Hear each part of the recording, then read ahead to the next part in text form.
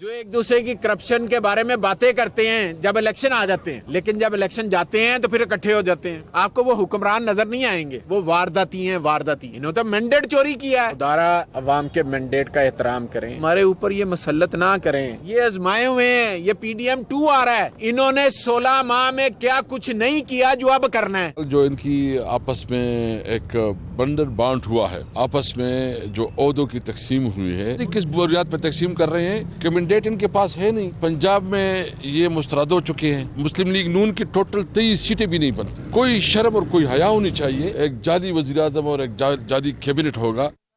Pakistan peoples party और मुस्लिम league Nawaz हुकूमत बनाने जा रहे हैं। शहबाज शरीफ साहब एक बार फिर मुल्क का वजीर आजम बनेगा। मुस्लिम लीग नवाज का शुक्रगुजार है। पाकिस्तान पीपल्स पार्टी का प्रेसिडेंट ऑफ पाकिस्तान के लिए हमारा जॉइंट उम्मीदवार सदर जरदारी होगा। हमारे पास मतलूबा तादाद है कि हम मुतफ़क्का तौर पर प्रेसिडेंट आसिफ जरदारी साहब को आइंदा का सदर 5 साल के लिए मुंतखब करवाएंगे। ये कुर्बानी और इसार का ये सफर है। ये कोई हुकूमत बराए हुकूमत वजारतें और बारियां लेने की बात नहीं है। इस वक्त हमें पाकिस्तान को मुश्किलात से बचाना है। तो हमारे पास आए हैं, हमारे वोट मांगे हैं, हम उनके साथ इंशाल्लाह ताला आगे बढ़ेंगे। उनसे कोई वजारतें नहीं लेंगे। हमने फैसला किया है कि सदर की जो इलेक्शंस आ रहे हैं उसमें हमारा उम्मीदवार सदर जरदारी होगा।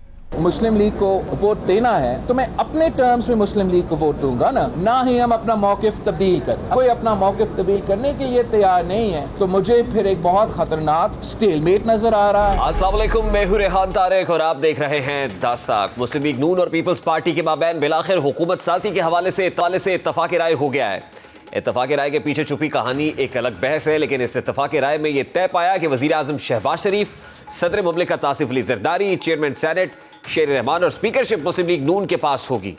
इस मुआहदे के मुताबिक पहले मरहले में पीपल्स पार्टी वफाकी काबीना का हिस्सा नहीं बनेगी, ताहम आईनी ओहदे पीपल्स पार्टी को दिए जाएंगे। गुज़श्ता रोज ये ब्रेक थ्रू उस वक्त हुआ जब चंद घंटे पहले बिलावल भुट्टो जरदारी ने सुप्रीम कोर्ट के अहाते में वाज़ेह तौर पर मुस्लिम लीग नून के साथ काबीना का हिस्सा ना बनने का ऐलान किया और साथ ही ये भी कहा कि अगर साथ मिलकर चलना है तो किसी और को एक कदम पीछे हटना होगा। इसी तरह पीर की रात जब दोनों जमातों के दरमियान मुज़ाकरात हो रहे थे तो पीपल्स पार्टी का वफ्द मुशावरत के लिए गया और लौट कर नहीं आया था। इस दौरान नून लीग की कमेटी पीपल्स पार्टी से राब्ता करने की कोशिश करती रही, लेकिन बात ना बन सकी और रात 11 बजे के बाद इजलास मुलतवी कर दिया गया था। अगले दिन की कोशिश के बावजूद भी जब राब्ते बहाल ना हुए तो ज़राए के मुताबिक नून लीग की कमेटी ने शहबाज शरीफ को सूरत हाल से आगाह किया, जिसके बाद शहबाज शरीफ और बिलावल भुट्टो जरदारी के दरमियान राब्ता हुआ और बाज़ इत्तलात के मुताबिक दोनों के दरमियान मुलाकात भी हुई। इसके बाद पीपल्स पार्टी का वफ्द बिलावल भुट्टो जरदारी की सरबराही में मिनिस्टर इनक्लेव में इसहाक डार की रिहाइशगाह पहुंचा और दोनों जमातों के दरमियान मुज़ाकरात के बाद हतमी मामला तय पाए, जिसके बाद जरदारी हाउस में प्रेस कॉन्फ्रेंस के जरिए इसका ऐलान किया गया। इस प्रेस कॉन्फ्रेंस में क्या ऐलानात हुए, जरा उसकी एक झलक आपके सामने। पाकिस्तान पीपल्स पार्टी और मुस्लिम लीग नवाज हुकूमत बनाने जा रहे हैं। शहबाज शरीफ साहब एक बार फिर मुल्क का वजीर आजम बनेगा। मुस्लिम लीग नवाज का शुक्रगुजार है। पाकिस्तान पीपल्स पार्टी का प्रेसिडेंट ऑफ पाकिस्तान के लिए हमारा जॉइंट उम्मीदवार सदर जरदारी होगा। हमारे पास मतलूबा तादाद है कि हम मुतफ़क्का तौर पर प्रेसिडेंट आसिफ जरदारी साहब को आइंदा का सदर 5 साल के लिए मुंतखब करवाएंगे। ये कुर्बानी और इसार का ये सफर है। ये कोई हुकूमत बराए हुकूमत वजारतें और बारियां लेने की बात नहीं है। इस वक्त हमें पाकिस्तान को मुश्किलात से बचाना है।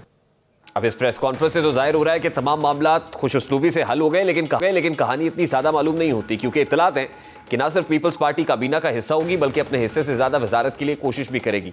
इसीलिए अभी बहुत से ऐसे इम्तहान हैं जिसमें रूठने मनाने का सिलसिला जारी रहेगा।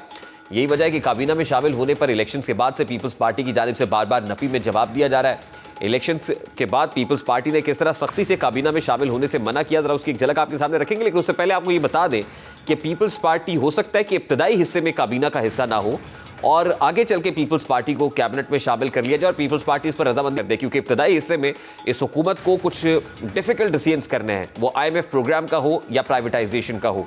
अब पीपल्स पार्टी के खदशात क्या रहे हैं, जरा वो आपके सामने रखता हूँ। तो हमारे पास आए हैं, हमारे वोट मांगे हैं, हम उनके साथ इंशाल्लाह ताला आगे बढ़ेंगे। उनसे कोई वजारतें नहीं लेंगे। हमने फैसला किया है کہ صدر کی جو الیکشنز آ رہے ہیں اس میں ہمارا امیدوار صدر زرداری ہوگا. مسلم لیگ کو ووٹ دینا ہے تو میں اپنے ٹرمز میں مسلم لیگ کو ووٹ دوں گا نا, نہ ہی ہم اپنا موقف تبدیل کریں. کوئی اپنا موقف تبدیل کرنے کے لیے تیار نہیں ہے تو مجھے پھر ایک بہت خطرناک سٹیل میٹ نظر آ رہا ہے. اب ندیم افضل چند اور جاوید لطیف کے مابین جو 180 ڈگری کا شفٹ سٹانس میں دکھائی دے رہا ہے, ابھی تو آغاز ہونا ہے, ابھی حکومت بننی ہے, اور اس کے بعد چلے گی کیسے, اور کیا پیپلز پارٹی اور پی ایم ایل این دونوں سیم پیج پہ رہ پائیں گے, اس پہ بھی بہت سارے سوالات ہیں. لیکن یہ حکومت جس انداز میں ہی بن رہی ہے, اس پر جو اپوزیشن بینچز پر ممکنہ طور پر تحریک انصاف یا سنی اتحاد کونسل کے لوگ ہوں گے, انہوں نے اپنے کنسرنز کا اظہار کرنا شروع کر دیا ہے. وہ کیا کہتے ہیں ذرا وہ بھی آپ کو دکھاتے ہیں.